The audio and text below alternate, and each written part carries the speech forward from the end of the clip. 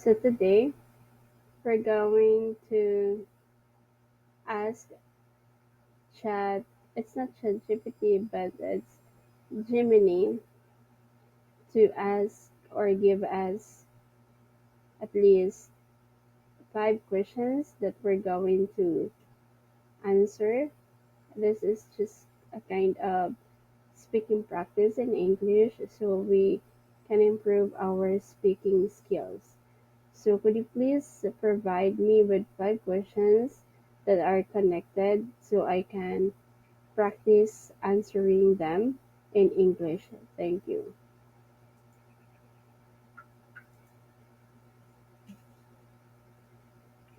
So we just got what Gemini give us 5 questions, and we will try to answer each of the questions as much as I can. And I hope these 5 questions would help me improve my speaking skills. The first question that we get is, what is a book or movie that had a significant impact on you and why? One of the books that I would consider as one of the best that really has impacted me is the book entitled Atomic Habits, because that book offered a lot of significant value in life. For example, if you want to fix your life, all you have to do is to follow um, the Atomic Habits um, routine or habits. So, what I learned from the Atomic Habits is, if you want to achieve something, it has actually 4 actions that you have to do. The first thing that you have to do is to make it more obvious. The second one is to take actions.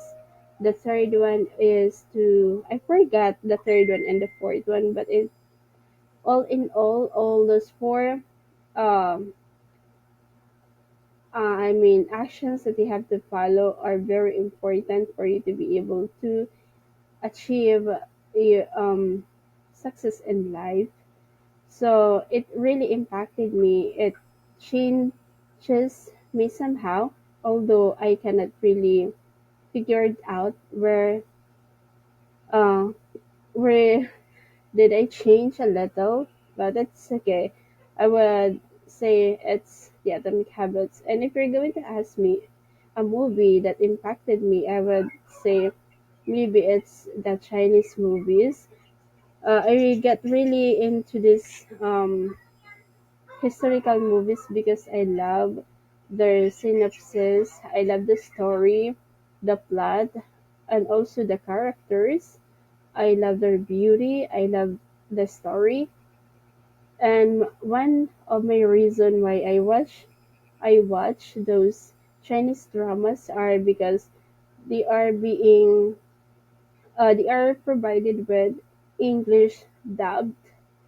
As you all know, I love to learn English while watching my favorite movies because I think that's the easiest way for me to learn, and yes, to also to improve my speaking skills in English. But sometimes I got carried away with the movie emotionally, so I don't really focused on the language itself, but rather on the story. So yeah, that's really what usually happened to me. So there are a lot of Chinese historical drama that impacted me. I cannot name them because some of those movies were forgotten by me, although it has, it still has, it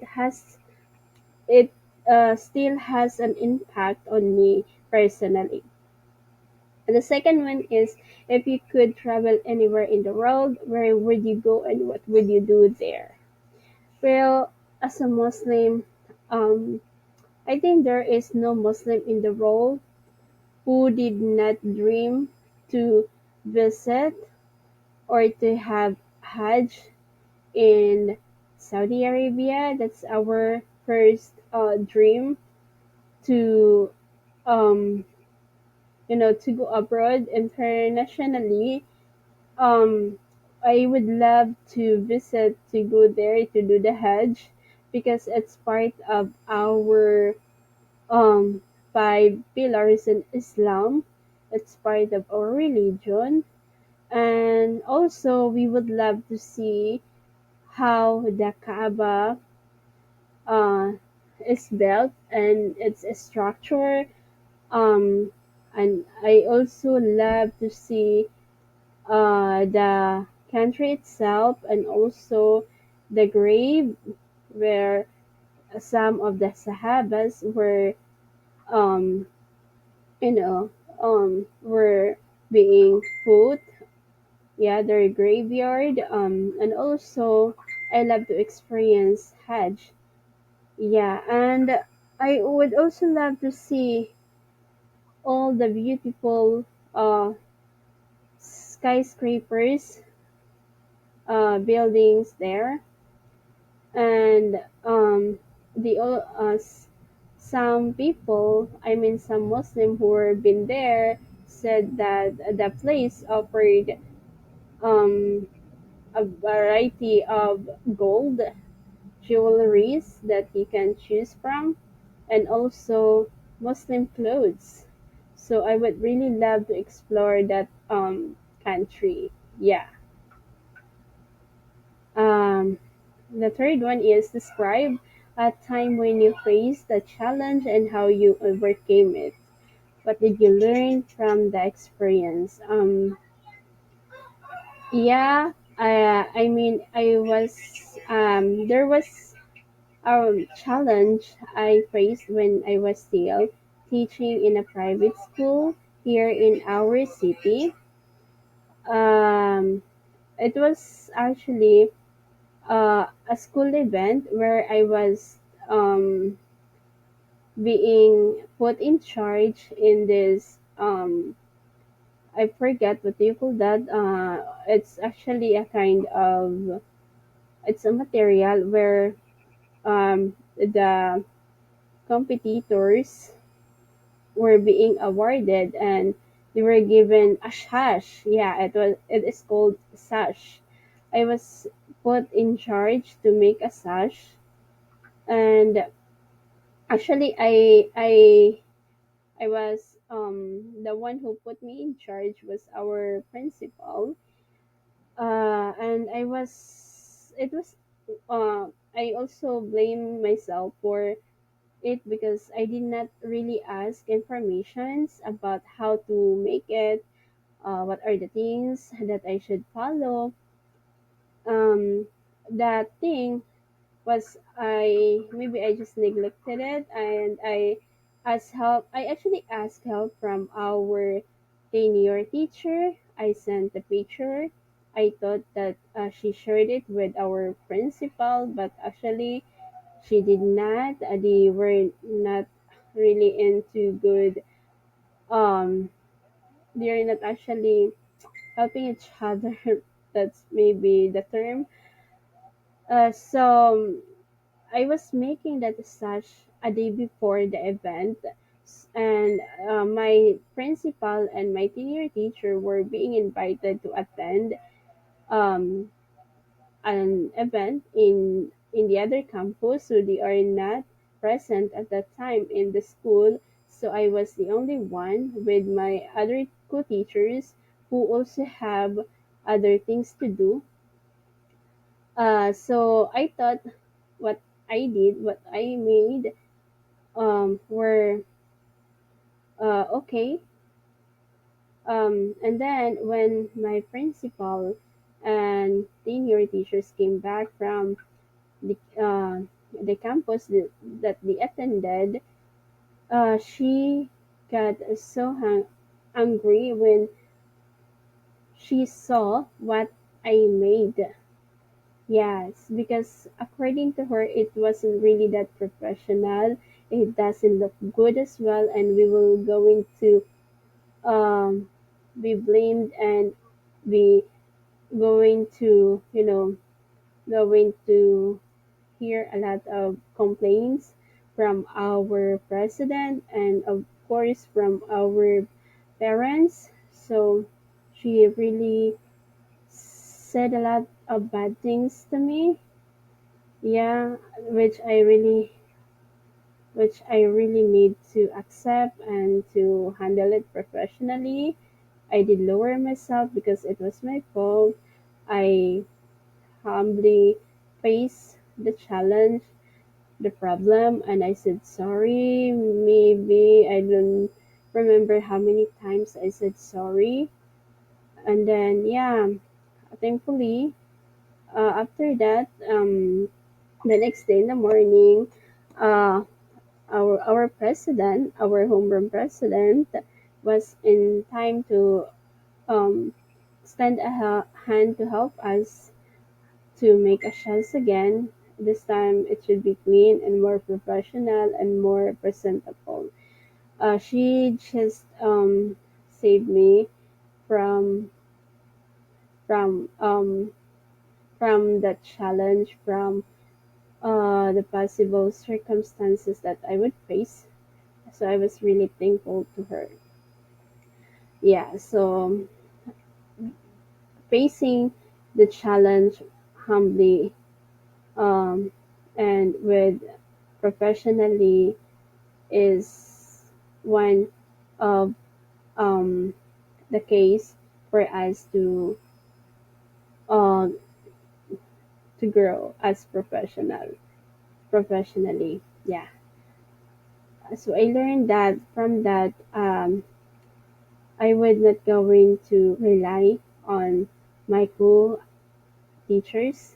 I would just go with the person who put me in charge to ask what are the things that should be done, how it should be done, and yeah, those important questions that needs to be asked first before you dive into making the materials. Yeah, so that's what I learned.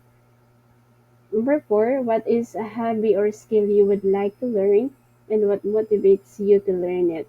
There are a lot of things I would love to learn. First and foremost is speaking in English. As you can see, English is our international language, is the lingua franca where uh, it is being spoke around the world. Yeah, as long as you know how to speak in English, you can roam the globe. Yes, and it also gives us a lot of advantages. For instance, um, you could um, you could apply a variety of work. For example, in a call center, in an ESL company, in a private school, in a office company, and so much other opportunities. It would really gives you a door. Um, it's open door. Yeah.